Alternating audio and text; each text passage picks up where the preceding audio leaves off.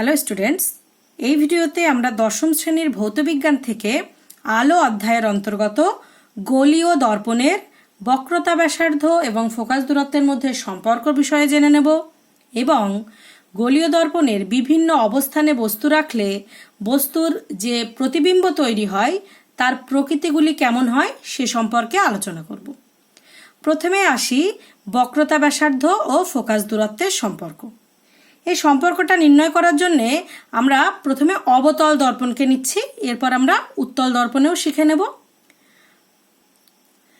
এখানে M dash একটা অবতল দর্পণ নেওয়া হয়েছে, যার এফ হচ্ছে ফোকাস বিন্দু, সি হলো বক্রতা কেন্দ্র। যে বিন্দুকে কেন্দ্র করে এই গোলীয় অংশটা নেওয়া হয়েছে, মানে এই গোলীয় অংশটার কেন্দ্রই হলো এই বক্রতা কেন্দ্র সি। এখন পি এ একটা আলোকরশ্মি প্রধান অক্ষ এক্স এক্স ড্যাশের সমান্তরালে গোলীয় মানে অবতল দর্পণে এসে পড়েছে, সেখান থেকে প্রতিফলিত হয়ে ফোকাস বিন্দু দিয়ে বেরিয়ে গেছে। আর বক্রতা কেন্দ্র থেকে আপতন বিন্দু এতে একটি অভিলম্ব অঙ্কন করা হয়েছে, যে অভিলম্বটা আপতিত রশ্মি আর প্রতিফলিত রশ্মির ভিতরে দুটো কোণ তৈরি করেছে, একটা আপতন কোণ আর একটা হচ্ছে প্রতিফলন কোণ। এবার আমরা নির্ণয় করব এই যে ও এফ ফোকাস দৈর্ঘ্য, যাকে আমরা স্মল এফ দিয়ে প্রকাশ করি, আর ও আর বক্রতা ব্যাসার্ধ, যাকে আমরা স্মল আর দিয়ে প্রকাশ করি, এই এফ আর আর এর মধ্যে সম্পর্কটা কি। সম্পর্কটা নির্ণয় করতে গেলে প্রথম যেটা জানতে হবে, এই P A R X X dash এই সরলরেখা দুটো পরস্পর সমান্তরাল, আর এসি হলো তাদের ছেদক। দুটো সমান্তরাল সরলরেখাকে অপর কোনো সরলরেখা যদি ছেদ করে, তাহলে এই ছেদের ভেতরের দিকের যে কোণ দুটো উৎপন্ন হয় তারা পরস্পরের সমান হয়, এদেরকে পরস্পরের একান্তর কোণ বলা হয়। এখানকার সেই হিসাবে পি এ সি কোণ মানে এটা, আর এ সি এফ কোণ মানে এটা পরস্পরের একান্তর কোণ হিসাবে সমান। এটা যদি থিটা হয় এটাও হবে থিটা। আবার যেহেতু পি এ আপতিত রশ্মি, এ কিউ প্রতিফলিত রশ্মি, এ সি তার অভিলম্ব, তার মানে আপতন কোণ পি এ সি আর প্রতিফলন কোণ সি এ এফ এরা কিন্তু পরস্পর সমান। তার মানে এটা যদি থিটা হয় এটাও হবে থিটা। এবার দেখো সুন্দর একটা ত্রিভুজ এসে গেছে, এ এফ সি, এই যে ত্রিভুজ অংশটা, তার দুটো কোণ পরস্পর সমান। এই কোণটা এফ এ সি কোণ আর এই কোণটা মানে এফ সি এ কোণ, এই দুটো কোণ কিন্তু পরস্পর সমান। এবার একটা ত্রিভুজের দুটো কোণ পরস্পর সমান হলে সেই কোণ দুটোর বিপরীত বাহু দুটোও পরস্পর সমান হয়। এই যে কোণটা তার বিপরীত বাহু এটা, আর এই যে কোণটা তার বিপরীত বাহু এটা পরস্পর সমান। তাহলে আমরা বলতে পারি এফ সমান সমান এফ সি, এ এফ সমান সমান এফ সি। এবার যে দর্পণটা আমরা নেব সেটা যদি ক্ষুদ্র উন্মেষযুক্ত দর্পণ হয়, তার মানে হচ্ছে এই যে আপতিত রশ্মিটা এসছে না, এটা মেরুর খুব কাছাকাছি আপতিত হয়, মানে আমরা এ বিন্দুটাকে অনেকটা ও বিন্দুও ভেবে নিতে পারি। তাহলে কি হবে, এতক্ষণ যেটাকে বলছিলাম এফ সেটাকে এখন আমরা বলতে পারি ও এফ, তার মানে ও এফ সমান সমান এফ সি। ঠিক আছে, তাহলে আমরা এখন যদি বলি ও সি সমান সমান কি, ও এফ যোগ এফ সি। তা না বলে আমরা যেহেতু এই দুটোই সমান, তাহলে বলতে পারি ওসি সমান সমান টু ও এফ। ওসি মানে আর, আর সমান সমান টু এফ।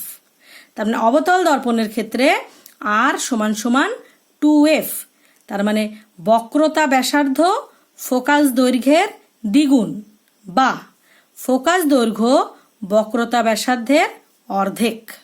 ঠিক আছে, এবার এই একই প্রমাণ যদি আমরা উত্তল দর্পণের ক্ষেত্রে করি তাহলে কি দেখতে পাবো। একই রকমভাবে এখানে এম ড্যাশ হচ্ছে একটি উত্তল দর্পণ, পি এ আলোকরশ্মি আপতিত হয়েছে, এ কিউ পথে প্রতিফলিত হয়েছে, সি বিন্দু থেকে সি এন একটা অভিলম্ব টানা হয়েছে।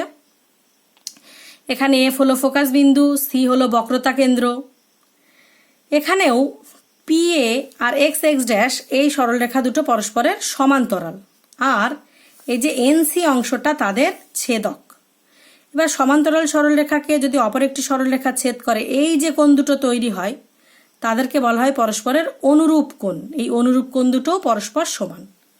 সেই নিয়মে এখানে ছেদকের দুই পাশে মানে এই কোণটা আর এই কোণটা কিন্তু পরস্পর সমান।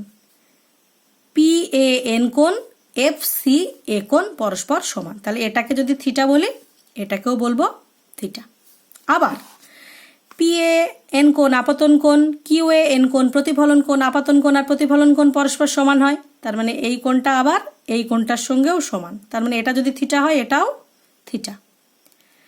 আবার দেখো, দুটো সরলরেখা যদি পরস্পরকে ছেদ করে, ছেদ বিন্দুর দুদিকে যে দুটো কোণ উৎপন্ন হয়, এই এক জোড়া কোণ, এরা পরস্পরের বিপ্রতীপ কোণ, পরস্পর সমান। এখানে দেখো CN সরলরেখাটা আর FQ সরলরেখা পরস্পরকে ছেদ করেছে।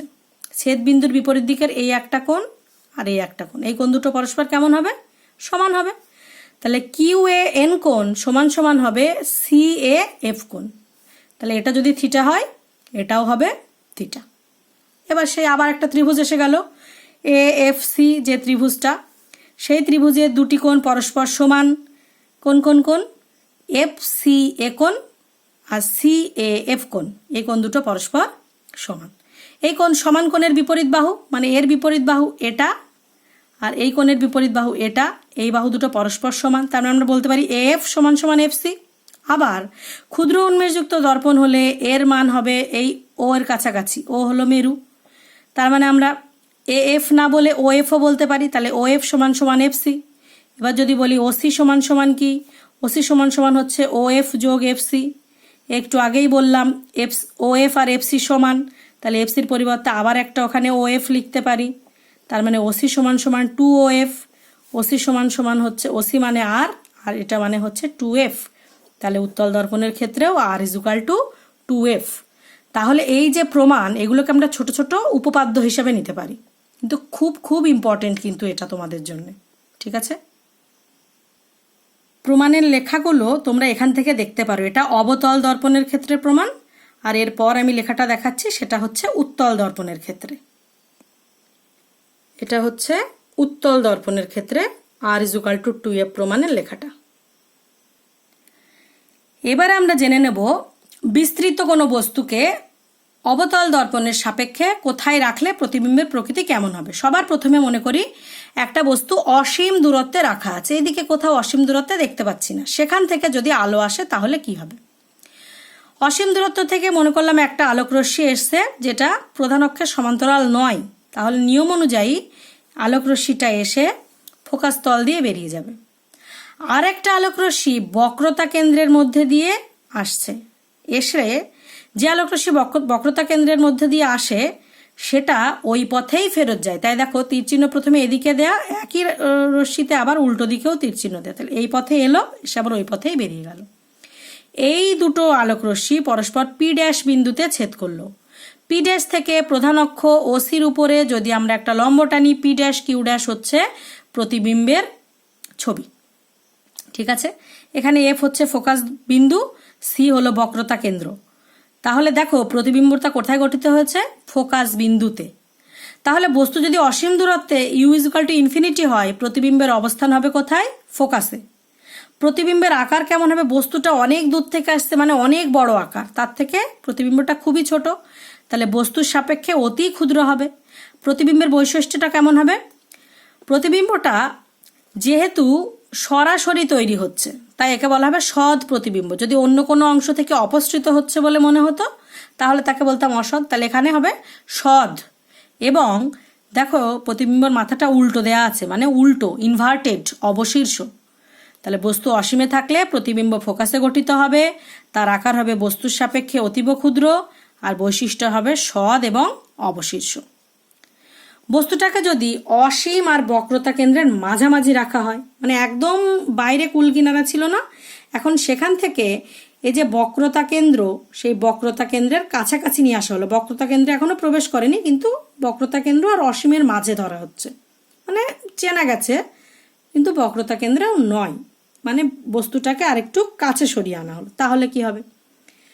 তাহলে প্রথমে বস্তু থেকে একটা আলোকরশ্মি প্রধান অক্ষের সমান্তরালে গেল, সেটা ফোকাস বিন্দু দিয়ে বেরিয়ে গেল, তীর চিহ্নগুলো কিন্তু অবশ্যই দিতে হবে। আর একটা আলোকরশ্মি বক্রতা কেন্দ্র দিয়ে এলো, সেই পথেই বেরিয়ে গেল, এইদিকে তীর, আবার উল্টো দিকেও তীর। এই দুই আলোকরশ্মি যে বিন্দুতে ছেদ করলো সেখানে যদি P' দিই, পি ড্যাশ থেকে এখানে একটা লম্ব টানলাম, এটা পি ড্যাশ কিউ ড্যাশ হলো এই পি কিউ এর প্রতিবিম্ব। তাহলে বস্তুটা যদি অসীম আর বক্রতা কেন্দ্রের মধ্যে থাকে, প্রতিবিম্বটা গঠিত হবে ফোকাস এবং বক্রতা কেন্দ্রের মধ্যে। আগের বার হয়েছিল ফোকাসে, এবার হচ্ছে ফোকাস আর বক্রতা কেন্দ্রের মধ্যে। বস্তুর থেকে আকার অবশ্যই ক্ষুদ্র হবে, ডাইরেক্ট গঠিত হয়েছে তাই সদ এবং উল্টো তাই অবশীর্ষ। তাহলে বস্তু যদি অসীম ও বক্রতা কেন্দ্রের মধ্যে থাকে, প্রতিবিম্বের বৈশিষ্ট্য হবে সদ এবং অবশীর্ষ। তার মানে বস্তুকে যত গোলীয় দর্পণের কাছে আনা হচ্ছে, প্রতিবিম্ব তত আস্তে আস্তে বাইরের দিকে দূরে সরে যাচ্ছে।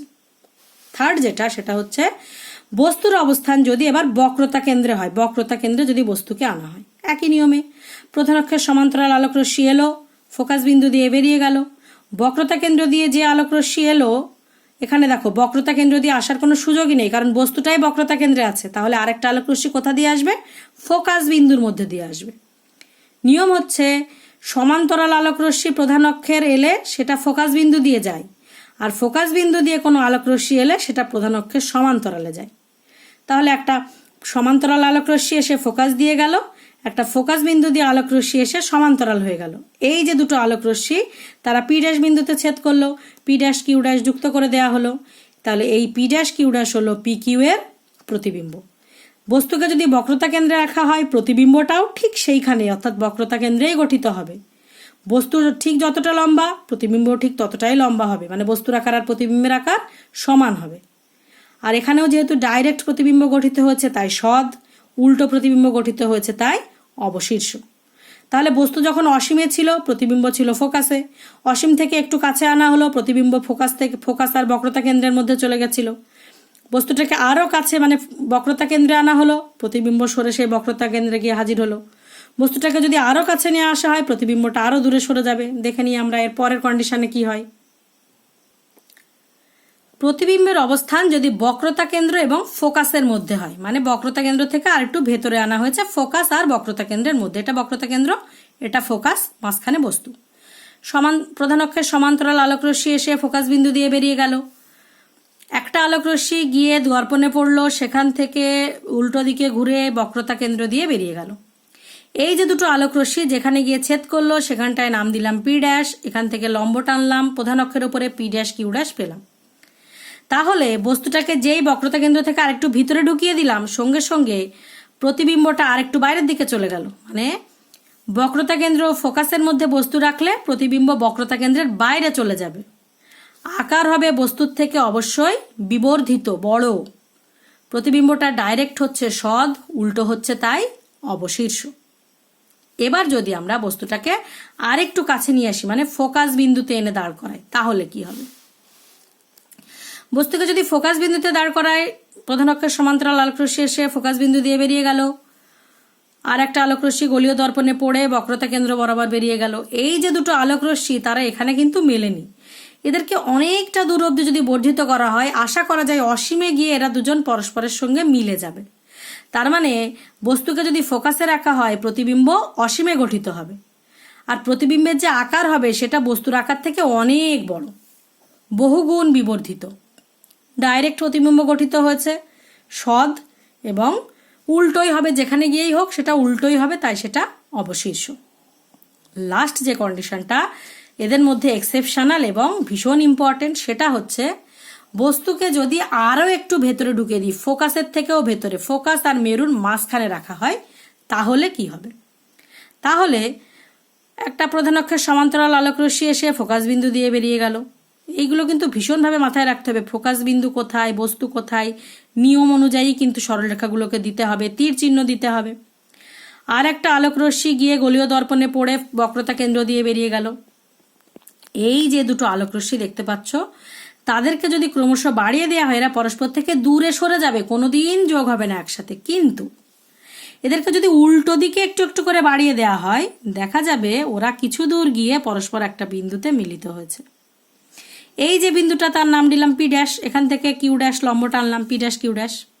তাহলে দেখো, বস্তুটাকে যদি দর্পণের ফোকাস বিন্দু এবং মেরুর মধ্যে রাখা হয়, প্রতিবিম্বটা দর্পণের যেদিকে বস্তু আছে ঠিক তার পিছনের দিকে গঠিত হলো, বস্তুর থেকে আকারে অনেকটাই বড় হলো। এবং যে প্রতিবিম্বটা হলো সেটা কিন্তু ডাইরেক্ট হয়নি, আলোক রশ্মিগুলোকে বাড়িয়ে দিয়ে তৈরি হয়েছে। তাই এখানে যদি কেউ চোখ রাখে তার মনে হবে প্রতিবিম্বটা ওই দিক থেকে আসছে, অপসৃত হচ্ছে বলে মনে হবে। তার মানে এক্ষেত্রে যে প্রতিবিম্ব হবে সেটা কিন্তু আর সৎ নয়, সেটা হবে অসৎ। এতক্ষণ উল্টো প্রতিবিম্ব হচ্ছিল, এখন দেখো প্রতিবিম্ব যেরকম এও সেরকম সোজা অবস্থায় আছে, তাই এটাকে বলা হবে সমশীর্ষ। তাহলে বস্তু যদি মেরু আর ফোকাসের মধ্যে থাকে, প্রতিবিম্ব হবে দর্পণের পেছনের দিকে, আকার হবে বিবর্ধিত, বৈশিষ্ট্য হবে অসৎ এবং সমশীর্ষ। এটা কিন্তু এক্সেপশনাল এবং খুব ভালো করে মনে রাখতে হবে। অবতল দর্পণ থেকে তো আমরা মোটামুটি 6টা ছবি দেখলাম। উত্তল দর্পণের মোট একটা ছবি আঁকলেই যথেষ্ট, কারণ বস্তুকে যদি অসীমে রাখা হয় একরকম হবে, আর অসীমে না রেখে ওই বক্রতা কেন্দ্রের বাইরে, বক্রতা কেন্দ্রে, ফোকাসের মধ্যে সব জায়গায় একই রকম ছবি হবে। তো অসীমের বস্তু তো আর আমি দেখাতে পারবো না, সেটা আঁকিনি। বস্তু যদি অসীমে থাকে প্রতিবিম্বটা ফোকাসে গঠিত হবে, আকার একদম বিন্দুর মতো ছোট হবে, বৈশিষ্ট্য হবে অসৎ এবং সমশীর্ষ। কিভাবে অসৎ সমশীর্ষ হয়, আমি প্রতিবিম্বটাকে, এই বস্তুটাকে অসীমে নয় একটুখানি উত্তল লেন্সের যে কোনো অবস্থানে রেখে দেখিয়ে দিচ্ছি। মনে করলাম পিকিউ একটা বস্তু, এটা উত্তল লেন্স, এটা হচ্ছে এফ হলো তার ফোকাস বিন্দু, সি হলো বক্রতা কেন্দ্র। পি বিন্দু থেকে আলোকরশ্মি এলো, পি এ পড়ে এই দিকে বেরিয়ে গেল, কিউ বিন্দুর দিকে বেরিয়ে গেল। সেটাকে যদি উল্টো দিকে টানা হয় সেটা গিয়ে ফোকাস বিন্দুতে মিলবে। আর একটা আলোকরশ্মি বক্রতা কেন্দ্র বরাবর এলো, সে পথেই বেরিয়ে গেল, এটাকে পিছন দিকে টানলে এটা বক্রতা কেন্দ্রে গিয়ে মিশবে। এই দুটো রশ্মি যেখানে ছেদ করেছে সেখানে যদি পি ড্যাশ নাম দেওয়া হয়, দিয়ে প্রধান অক্ষের উপরে লম্ব টানা হয়, তাহলে পি ড্যাশ কিউ ড্যাশ হচ্ছে পি কিউ এর প্রতিবিম্ব। এখন দেখো যে কোনো অবস্থানেই যদি আমরা বস্তুটাকে রাখি তাতে কিছু এসে যায় না, প্রতিবিম্ব মোটামুটি এরমই হবে। কিরম হবে? প্রতিবিম্ব হবে ফোকাস এবং মেরুর মধ্যে অবস্থিত, প্রতিবিম্বের আকার হবে বস্তুর আকারের থেকে অবশ্যই ক্ষুদ্র। দেখো আলোক রশ্মিগুলো পেছনের দিকে বাড়িয়ে তবে এটা পাওয়া গেছিল, মানে প্রতিবিম্বটা কিন্তু ডাইরেক্ট হয়নি। তাহলে এটা কেমন হবে, সৎ না অসৎ? অসৎ প্রতিবিম্ব, আর বস্তুর মতোই সোজা। তাহলে উত্তল দর্পণের দুটো কন্ডিশনের কথা এখানে বলা রয়েছে। সেটা যদি বস্তুকে অসীমে রাখা হয় বা বস্তুকে যে কোনো অবস্থানে রাখা হয়, যে কোনো অবস্থানের জন্য প্রতিবিম্ব হবে ফোকাস আর মেরুর মধ্যে, আকার হবে ক্ষুদ্র, বৈশিষ্ট্যটা হবে অসৎ এবং সমশীর্ষ। টোটাল বিষয়টাকে তোমরা এরকম বক্সের মধ্যে করেও মনে রাখার চেষ্টা করতে পারো, কারণ খুব ছোট্ট 1 নাম্বারের প্রশ্ন এলে তখন তো ছবি এঁকে মনে রাখাটা একটু টাফ। তবে ছবি এঁকে যে মনে রাখবে সে কিন্তু সঠিক উত্তর করতে পারবে, আদারওয়াইজ বক্সটাও মনে রাখতে পারো। আমি একটু মনে রাখার একটু ছোট করে কৌশল বলি। সেটা হচ্ছে প্রথমে পরপর 6টা অবতল দর্পণের ছবি, তারপরে 2খানা আছে উত্তল দর্পণের কথা। অবতল দর্পণের ক্ষেত্রে বস্তুর অবস্থান একদম অসীমে, বক্রতা কেন্দ্রের বাইরে, বক্রতা কেন্দ্র ফোকাসের থেকে মেরুর মধ্যে, মানে বস্তুটাকে আস্তে আস্তে কাছে নিয়ে আসা হচ্ছে। প্রতিবিম্বটা আস্তে আস্তে দূরে চলে যাবে ফোকাস থেকে বক্রতা কেন্দ্রের মধ্যে, বক্রতা কেন্দ্রের বাইরে, অসীমে, আর এটা একটু এক্সেপশনাল দর্পণের পেছনে। এবার প্রতিবিম্বের আকার দেখো, প্রথমে ছিল খুব ছোট, তারপরেরটা একটু ছোট, ক্ষুদ্র আর কি, তারপরে সমান, তারপরে একটু বড়, তারপরে বহুগুণ বড়, তারপরে একটু বিবর্ধিত। এটা তো এক্সেপশনাল। প্রথম যে 5খানা ছবির কথা বলা আছে সদ অবশিষ্ট, প্রত্যেকটাই সদ অবশিষ্ট। 6 নম্বরটা কেবলমাত্র অসদ এবং সমশীর্ষ। তাহলে এই হলো টোটালি অবতল দর্পণের ব্যাপারটা। আর উত্তল দর্পণের ক্ষেত্রে বস্তুকে যেখানেই রাখা হোক না কেন, অসীমে রাখলে ফোকাসে হবে, আর যে কোনো জায়গায় রাখলে ফোকাস আর মেরুর মধ্যে হবে। অসীমে রাখলে বিন্দু আকারের প্রতিবিম্ব হবে, ফোকাসের অসীম ছাড়া যে কোনো জায়গায় রাখলে ক্ষুদ্র প্রতিবিম্ব হবে। দুটো ক্ষেত্রেই অসৎ এবং সমশীর্ষ প্রতিবিম্ব গঠিত হবে। এবার এই বক্সটা ভালো করে পড়ার পর যদি প্রশ্ন করা হয় কোন দর্পণের ক্ষেত্রে সব সময় অসৎ প্রতিবিম্ব গঠিত হবে, উত্তর অবতল দর্পণ। কোন দর্পণের ক্ষেত্রে সর্বদা সমশীর্ষ প্রতিবিম্ব পাওয়া যাবে, উত্তর উত্তল দর্পণ। উত্তল দর্পণে সবসময় অসৎ আর সমশীর্ষ। কোন দর্পণের ক্ষেত্রে বেশিরভাগ সাধারণত সদ অবশীর্ষ প্রতিবিম্ব পাওয়া যায়, অবতল দর্পণ। কোন অবস্থায় বস্তুকে রাখলে অবতল দর্পণের প্রতিবিম্ব অসৎ হবে বা সমশীর্ষ হবে, বস্তুটাকে যদি ফোকাস এবং মেরুর মধ্যে রাখা হয়। ঠিক আছে, এখান থেকে আর একটা ছোট্ট টপিক একটু বলে দিয়ে নিই, ভিডিওটা বেশি বড় করব না। সেটা হচ্ছে রৈখিক বিবর্ধন। রৈখিক বিবর্ধন জিনিসটা কি? কোনো একটা প্রতিবিম্বের উচ্চতা আর বস্তুর যে উচ্চতা তাদের যে অনুপাত, বা প্রতিবিম্বের দূরত্ব আর বস্তুর দূরত্বের যে অনুপাত, বা প্রতিবিম্বের দৈর্ঘ্য আর বস্তুর দৈর্ঘ্যের যে অনুপাত, তাকে বলা হয় রৈখিক বিবর্ধন। প্রতিবিম্বের ব্যাপারটাকে ভি দিয়ে আর বস্তুর ব্যাপারটাকে আমরা ইউ দিয়ে বলতে পারি। ভি বা ইউ সমান সমান এম। রৈখিক বিবর্ধনকে এম দিয়ে প্রকাশ করি। এখন এম যদি গ্রেটার দ্যান 1 হয় তাহলে কি বুঝবো? প্রতিবিম্বর দৈর্ঘ্যটা বস্তুর দৈর্ঘ্যের থেকে বড়। এম যদি লেস দ্যান 1 হয় তাহলে কি বুঝবো? প্রতিবিম্বের দৈর্ঘ্যটা বস্তুর দৈর্ঘ্যের থেকে ছোট। এম যদি ইকুয়াল টু 1 হয় তাহলে কি বুঝবো? প্রতিবিম্বের দৈর্ঘ্য আর বস্তুর দৈর্ঘ্য সমান। এখন এই ওপরের ছকটা দেখে একটু বলার চেষ্টা করো দেখি। প্রতিবিম্বে বস্তুর গোলীয় দর্পণের কোন অবস্থানে বস্তুকে রাখলে রৈখিক বিবর্ধনের মান সর্বদা 1 হবে? এটা তোমরা কমেন্ট বক্সে লিখে জানাবে। আর একটা প্রশ্ন, তাহলে আরেকবার বলি প্রশ্নটা। গোলীয় দর্পণের কোন অবস্থানে বস্তুকে রাখলে তার রৈখিক বিবর্ধন সর্বদা 1 হবে? আর সাধারণত অবতল দর্পণের ক্ষেত্রে রৈখিক বিবর্ধনের মান কি হয়? সাধারণত বলেছি, এটা বাদ দিয়ে বলবে, এক্সেপশনাল বাদ দিয়ে। সাধারণত গোলীয় দর্পণের ক্ষেত্রে, মানে অবতল দর্পণের ক্ষেত্রে রৈখিক বিবর্ধনের মান কেমন হয় এটা আমি একটু বলে দিই। যদি অবতল দর্পণের এই কন্ডিশন দুটোই আনা হয় তাহলে রৈখিক বিবর্ধনের মান 1 থেকে কম হবে, আর এই কন্ডিশনে আনলে সমান হবে। এই কন্ডিশন দুটোতে আনলে, এই তিনটেতেই আনলে রৈখিক বিবর্ধনের মান 1 থেকে বেশি হবে। তাহলে তোমাদের একটা প্রশ্ন বলেছি আমি, একটু হয়তো বলেও ফেললাম, তোমরা কিন্তু এটা কমেন্ট বক্সে লিখে জানাবে। অবতল দর্পণের কোন অবস্থানে বস্তুকে রাখলে রৈখিক বিবর্ধনের মান 1 হয়?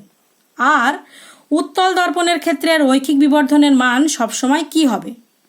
গ্রেটার দ্যান 1, লেস দ্যান 1, না ইকুয়াল টু 1? এই দুটো প্রশ্ন তোমরা কমেন্ট বক্সে লিখে জানাবে। ঠিক আছে, আজকের ভিডিওটা তাহলে এই পর্যন্তই থাকলো। যদি কোথাও বুঝতে না পারো আমাকে জানাবে, আর যদি ভিডিওটা ভালো লেগে থাকে লাইক করে আমাকে বুঝিয়ে দেবে। ঠিক আছে, টেক কেয়ার এভরিওয়ান।